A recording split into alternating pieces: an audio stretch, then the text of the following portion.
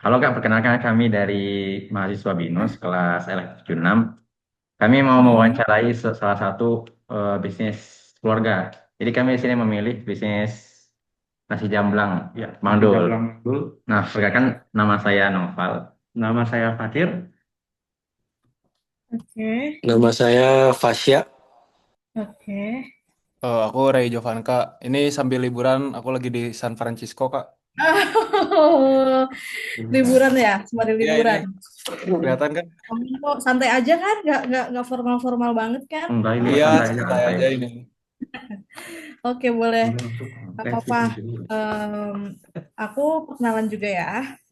Halo, selamat siang. Saya Vita.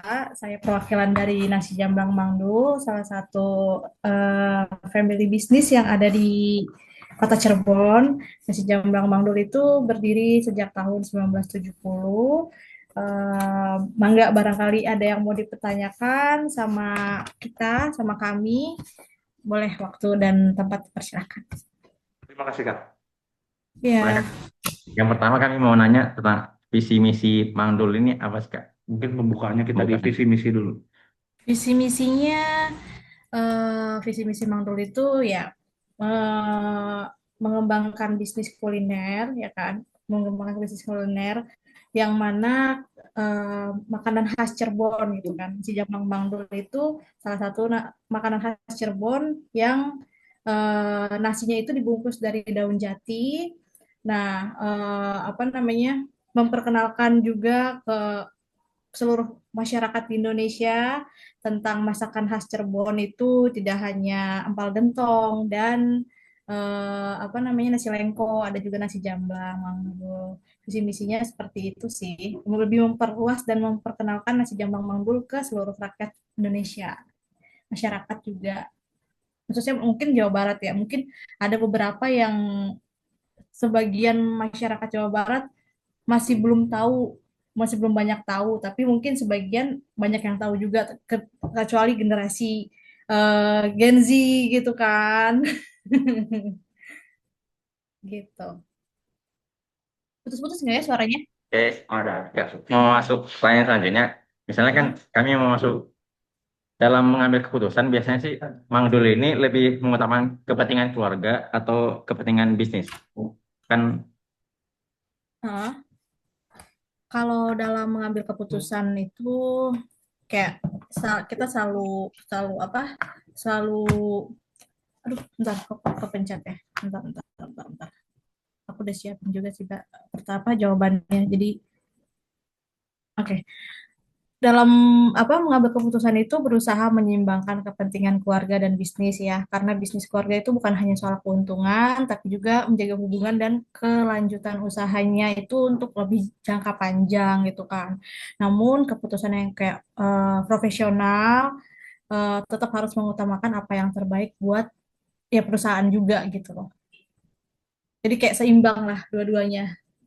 berarti kepentingan keluarga dan bisnisnya jadi diseimbangkan ya Kak? Balance ya Kak? Iya, Balance. lima puluh betul, lima puluh. diseimbangkan.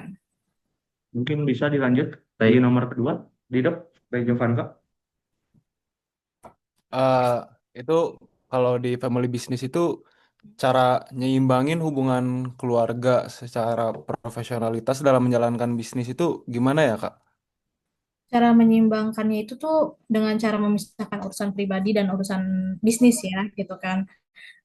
Saat bekerja semua anggota tetap harus profesional dengan job desk-nya masing-masing gitu kan. Jadi tidak tidak apa namanya, tidak melihat apa hubungan keluarga tetap, tapi kalau misalnya di masalah bisnis tetap profesional gitu kan. Jadinya harus harus profesional lah kalau buat di bisnis gitu kan. Ditegur ya udah, kita harus siap menerima gitu kan. Jangan sampai kayak aduh aku ditegur sama om aku nih aku baper gitu kan. Enggak lah. Kalau emang iya ada yang salah ya wajar gitu kan. Toh lihat juga kinerja kitanya itu gimana gitu, kok bisa sampai ditegur, gimana performa kita di kerjaannya gitu kan. Seperti itu sih.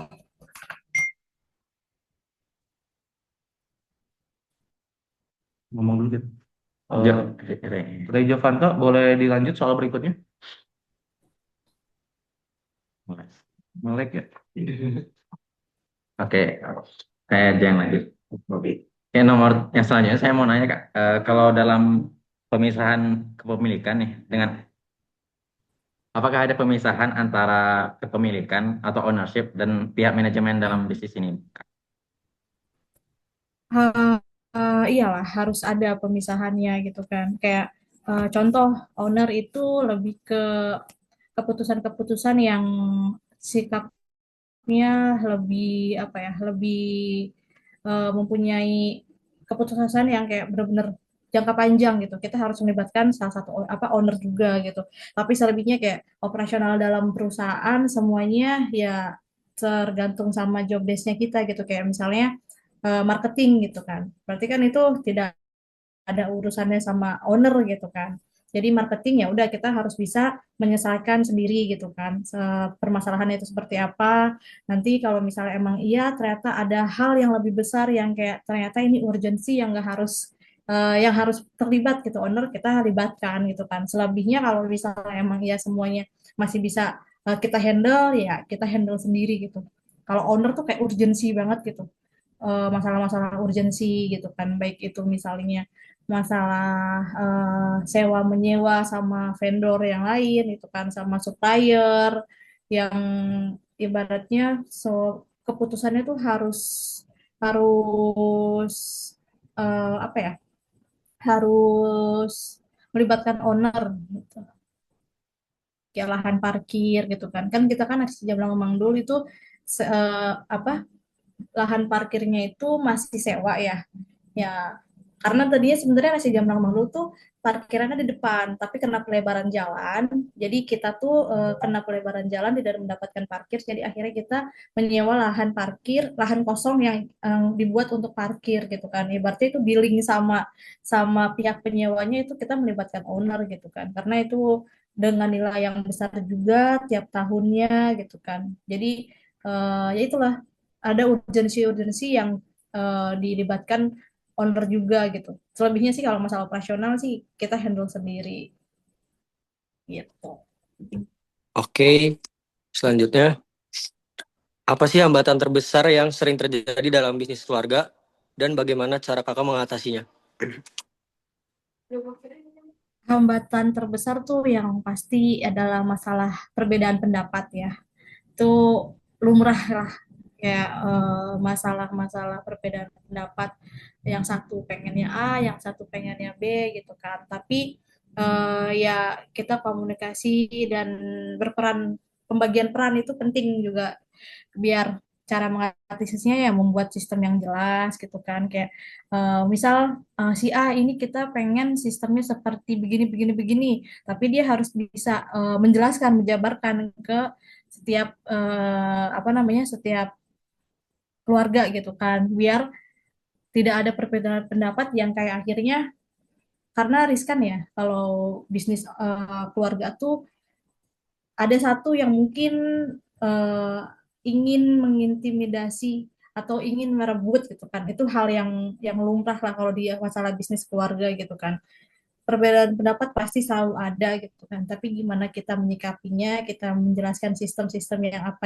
yang pengen kita buat gitu kan secara secara jelas secara tertulis karena kan Mang Dul ini ownernya udah rata-rata umur 50-60 tahun gitu kan. Yang mana kita harus menjelaskannya tuh nggak hanya dari visual ya, tapi kita harus secara fisik juga kita print gitu semuanya biar cepat mengerti gitu kan. Jadi sembari kita presentasi apa yang pengen dibuat di Mangdul ke depannya itu tuh tersampaikan dengan jelas gitu kan. Dan mungkin kalau ada pertanyaan juga tetap di apa di zona yang kita lagi omongin gitu kan. Jadi ya itu sih, pasti adalah perbedaan pendapat mah. Itu hal yang sering dan lumrah gitu. Oke kak, berikutnya, bagaimana sih cara keluarga mempersiapkan generasi berikutnya untuk mengelola bisnis ini? Hmm. Ya, generasi selanjutnya itu kita libatkan kayak kita ajak nih kayak misal salah satu apa cucu Mangdul itu adik saya sendiri ya Tanu gitu Mama Tanu itu kan kalau lagi libur, kayak lagi ada waktu senggang, kita libatkan pelan-pelan gitu kan. Kayak ini nih caranya begini. Kita taruh dulu nih di satu sistem yang kayak kasir misalnya. Contoh yang langsung berkaitan sama customer gitu kan. Setidaknya setiap momen-momen yang selalu kita libatkan mungkin menjadi ilmu untuk generasi selanjutnya gitu kan. Biar nanti, oh ternyata ke depannya tuh saya harus handle customer seperti ini gitu kan. Emang dari dulu juga selalu melibatkan sih, kayak aku dari zaman kuliah juga, kalau misalnya lagi Sabtu Minggu libur, kadang suka di si apa dilibatkan gitu kan, kayak datang ke resto, kita dilibatkan kayak gimana caranya ketemu customer, gimana cara kita menghandle customer. Customer kan berbagai macam ya karakternya. Itu yang paling penting sih customer, karena customer Mang dulu kan apa sih generasi ke generasi ya. Alhamdulillahnya kayak dari kakek neneknya sampai akhirnya ke cucunya. Jadi itu yang paling penting tuh kita taruh dulu nih di kasir. Karena ya biar mereka tahu oh generasi selanjutnya tuh ini gitu tuh orangnya gitu kan. Oh ini yang nanti bakal aku lanjutin gitu. Jadi jangan sampai eh, customer tuh melihat kayak oh nasi jamblang Mang Dul kayaknya bukan dipegang sama sama keluarga lagi deh, atau enggak nasi jamblang Mang Dul kayaknya udah pindah tangan gitu. Karena sering sih kayak apa namanya, mereka tuh menganggapnya kita tuh berpindah tangan gitu, berpindah kepemilikan gitu. Padahal sih ya cuma beda generasi doang ininya apa namanya di restonya gitu kan. Karena kan yang udah tua-tua udah ya udah deh di rumah aja gitu. Udah biar generasi ketiga aja yang di rumah, yang di apa yang di resto, yang ngurusin operasionalnya, yang ngurusin ke depannya harus seperti apa, gimana ketemu customer. Ya itu sih kita melibatkan hal-hal kecil dan selalu ajak generasi selanjutnya tuh biar mau belajar gitu. Dari nol dulu kita ajarin gitu. Oke Kak, berarti generasi berikutnya tuh udah diajak dari sekarang ya Kak? Iya betul. Oh, Ya. Tanu tuh apalagi kalau lagi libur, ayo Arul sini. Kalau di rumah kan Hmm, manggilnya Arul kan. Sini kamu bantuin gitu kan. Ini biar kamu tahu nanti biar nggak kaget gitu. Ikut setuju. bantuin. Nah, Kak, pertanyaan selanjutnya sih apa sih kan nasi jamblang ini termasuk lumayan banyak nih karyawannya ada 40 orang lebih. Bagaimana sih Hmm. Kakak memimpin sebuah tim gitu? Bagaimana cara mengatasinya jika ada permasalahan Kak? Iya, itu kan tantangan yang terbesar juga ya buat kita gitu kan. Kayak karyawan banyak, gimana cara kita buat ngomong sama karyawan masing-masing gitu kan. Karyawan pun dibagi juga kan di resto. Ada yang waiters, ada yang kasir, ada yang bagian dapur gitu kan. Nah, kita kalau misalnya tiap minggu itu kita pasti ada rapat evaluasi gitu kan. Rapat evaluasi itu kita ngobrol per tim. Kayak aku datang dulu nih, aku kumpulin waiter semua, kita ngobrol, kita tak tahu, kita tanya dulu permasalahan dalam seminggu ini ada masalah apa gitu kan. Baru nanti dari situ kita ngasih solusi gitu kan. Kita ngerjakan bareng-bareng gitu kan. Jadi nggak yang di satu forum yang luas gitu. Kalau satu forum yang luas itu malah jadinya tidak tersampaikan ya apa namanya, cara kita buat menghandle salah satu apa sistem-sistem yang ada di nasi jamblang Bang dulu. Makanya kita selalu ada rapat per bagian, bagian waiters, bagian kasir, bagian dapur, bagian operasional, bagian transportasi juga gitu kan. Jadi kita selalu rapatnya tuh terpisah-pisah. Baru nanti kalau ada rapat gabungan itu ya rapat yang apa, yang secara apa ya, secara gamblang gitu kan. Tapi kalau misalnya ada urgensi yang harusnya kita kita apa ngomongin secara langsung ke bagian-bagian yang kayak bermasalah, misalnya waiters gitu kan. Waiters kan berhubungan sama customer, salah satunya mungkin sering mengalami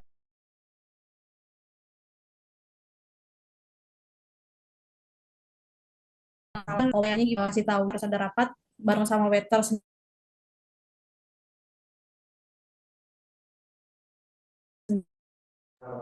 Oke Kak, Jadi kami waiters sendiri kan ada totalnya ada 10 ya.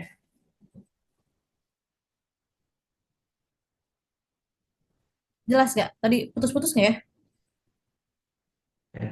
nggak apa-apa Kak, sedikit aja nggak apa-apa. Tapi aman kok, aman. Aman. Waduh. Aman. Mau ntar kalau misalnya itu aku rangkum aja jawaban-jawabannya kan, biar nanti kalian bisa gampang gitu buat nge apa ngecatatnya. Oke, Kak. Kami mau lanjut pertanyaan selanjutnya, Kak. Apa sih tantangan terbesar, apa gaya menyesuaikan kepemimpinan tim tuh harus berbeda, Kak, apa, Kak? Dengan setiap individu karyawan. Harus berbeda gitu, cara memimpinnya. Iya, karena setiap anggota tim itu memiliki karakter yang berbeda-beda juga, mempunyai kebutuhan yang berbeda juga. Ada yang bisa diomongin secara pelan, ada yang diomongin harus secara agak tegas gitu kan. Apa namanya? Ada juga yang nyaman dapat kepercayaan penuh, akhirnya dia bekerja lebih giat gitu. Kayak ya udah, misalnya contoh bagian apa? Contoh marketing gitu kan. Marketing itu aku apa di di dikasih kewenangan penuh untuk kayak ya udah gimana gimana marketing terserah mau diarah kemana gitu kan. Itu terserah marketing. Yang penting tetap dalam visi misinya Mang Dul sendiri gitu kan. Jadi ya itu akhirnya kita punya semangat yang lebih juga gitu kan. Kita punya apa namanya, kita bisa kerja secara maksimal akhirnya gitu kan, karena itu kepercayaan yang kita kasih yang kita dapat ke ke kita juga penuh gitu kan, jadi kita kerja pun juga maksimal gitu. Ya. Kalau Kak, ada suara aku jelas nggak? Ada. Oke. Mungkin ini soal terakhir, durasi Zoom. Durasinya karena udah mau beres juga Zoom-nya. Nggak Ah, pede. Misal tim kakak itu ada yang nggak mencapai target, langkah mm. pertama yang biasa kakak lakukan sebagai pemimpin itu apa sih gitu? Ya, langkah pertama kita evaluasi yang pasti kan, evaluasi bersama tim tanpa adanya saling menyalahkan gitu kan. Saya ingin mengetahui apa yang terjadi dulu nih gitu kan, apa kenapa gitu kan. Lalu mencari solusinya ya bareng-bareng gitu kan. Dan kita atur strateginya gitu, agar kesalahan yang sebelumnya itu tidak terjadi lagi. Jadi kita jangan sampai ke karyawan itu apa terlalu terlalu menyalahkan ya gitu kan. Kita tetap harus membangun kepercayaan juga sama karyawan, kita membangun apa namanya, eh, ya biar karyawan tuh didengar, karyawan itu tidak tidak dipandang sebelah mata gitu kan. Jadi kita harus cari tahu nih apa nih kenapa, oh salahnya di sini, ayo kita bareng-bareng gitu kan, solusinya harus kayak gimana gitu sih. Di manajemen Mangrove sih alhamdulillah seperti itu ya, nggak ada yang kayak eh, terlalu marah gitu ke karyawan gitu kan, tapi tegas tetap pasti. Oh, oke, siap. Mungkin itu saja Kak. Terima kasih sudah Iya, sudah bersedia diwawancari oleh kami. sama-sama, makasih juga ya Maaf udah mengganggu bersedia kerjaannya juga. nih. Takutnya jadi Enggak, keganggu nih. aman. Aman. Nanti jawabannya barangkali mau di aku share juga biar kalian lebih gampang. Oh, boleh kan. Nanti kita Boleh. ini aja deh. Sama Noval nanti Ya kan, nanti mungkin bisa di chat. Oke, oh Noval ya. Aku Ya, aku ya aja ya. ini Noval. Oke, Ya, ada lagi terima kasih Kak. pertanyaannya? Terima kasih Kak. Dadah dulu Kak di video. Oke, dadah. Enggak. Sehat-sehat ya kalian. Terima Sukses kasih Kak. semuanya. Semangat Dadah, sama terima kuliahnya. kasih. Ya, Yang Assalamualaikum. salam.